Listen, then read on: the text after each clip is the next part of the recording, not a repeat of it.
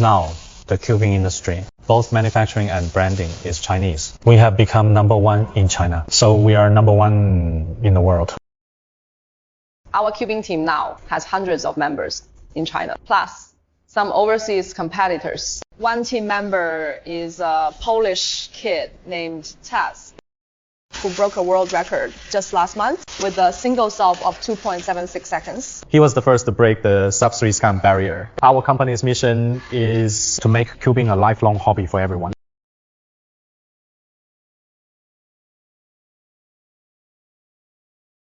Inside this tiny cube, there's a lot of advanced technology, countless patents packed into it. We hold hundreds of patents in a single cube.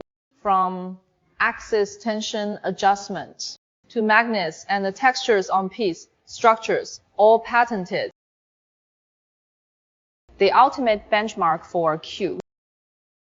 Does it help players beat their records? It is all about results. Many say that with a fresh cube, their times drop by 5 or 7 seconds instantly. People choose our product because when they win championships or set records, their joy is something everyone can relate to. So I'm curious. How old were you when you started playing with a cube? I had just finished elementary school. On the train back to my hometown, my dad bought a cube and brought it on the train. I learned from an English instruction booklet on the train and spent a day or two figuring out the method on my own.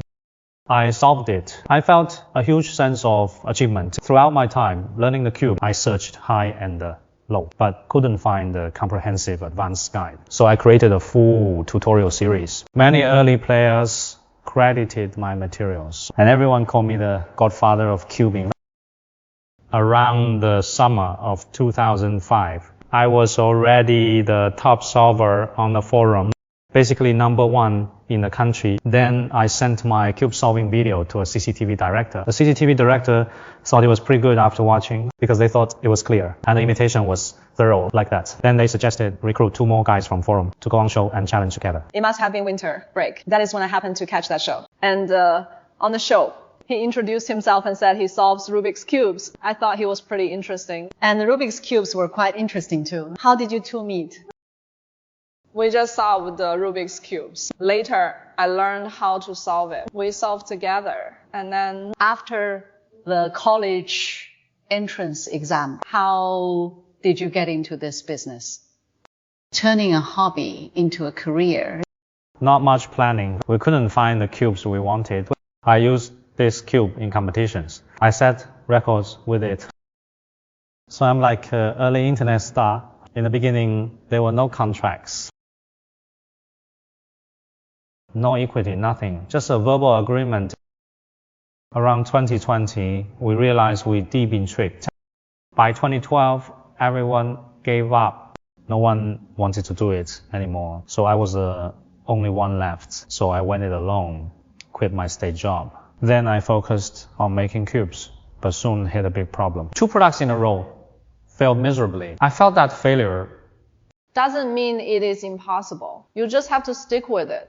Then I happened to read Steve Jobs' biography. Jobs was known for his obsessive attention to product details. I think that inspired him to get back on track. His whole journey, they thought my problems are nothing compared to his. He really understood the user's needs. So after developing the product, I gathered many cube enthusiasts to test it and give feedback. I kept listening to user feedback. You can't just innovate for the sake of it. It is all about being user-driven. Our products have reached this quality. Apple has been a huge inspiration to us. No wonder they call you the Apple of the cubing world overseas. Yes, we've borrowed from Apple's marketing approach. Each year, we develop new generation technology and put into that year's product. Like Apple, we launch 1 flagship product a year. We call it the flagship. Back when he was on the Kuzan team, he hadn't joined the company yet. Later, the family business just kept growing. So I said to him, I can't figure this out. If you don't come back to take over, I'd have to spend millions hiring someone from outside, or I might not even be able to afford that. The salary I'm offering might not attract anyone. No one would come. Eventually, he agreed.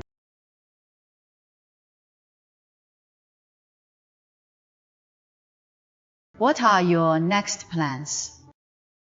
We want to make the Smart Cube even better, scale up the entire Smart Cube ecosystem, so more people can join the cube sport with a lower barrier to entry. We have a 3-year plan to take our company public. Last year, 2 centers under China's General Administration of Sport. Last year, 2 centers under China's General Administration of Sport were actively promoting the cube sport. The youngest person on record to solve a cube is a 2.5-year-old. This is yellow, this is red, this is blue. Next, as long as he can tell directions apart, he can start learning the cube. The oldest person was in his 80s when he learned to solve the Rubik's Cube. He passed away at over 100 years old. That Rubik's Cube accompanied him for over a decade. He could still see his fingers and move them, so the Rubik's Cube accompanied him in his final days. Our company's mission is to make Rubik's Cube a lifelong sport for everyone.